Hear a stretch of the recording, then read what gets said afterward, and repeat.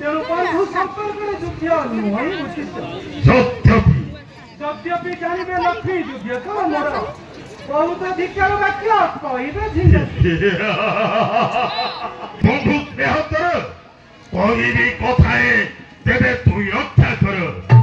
କହିବ ସାର କହେ କୁହନ୍ତୁ ସକର। ଆଜଠାରୁ ଗୋରଖକୁ କରିତ୍ୟଜ୍ୟ ପତ୍ନୀ ଲକ୍ଷ୍ମୀ ଘେନି ରୁହ ମନପୁରେ। ତଥାସ୍ତୁ ଆଜଠାରୁ ରହିବି ମୁଁ ଜଳନ୍ଧରପୁରେ।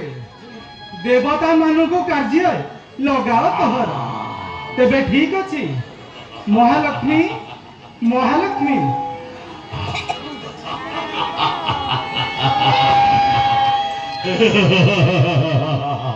ଆସ ପ୍ରିୟ ଆଜଠାରୁ ବୈକୁଣ୍ଠପୁର କରିଦେଇଛିଆ ଜଳନ୍ଧରପୁରେ ଆମେ କରିବା ନିବାସ।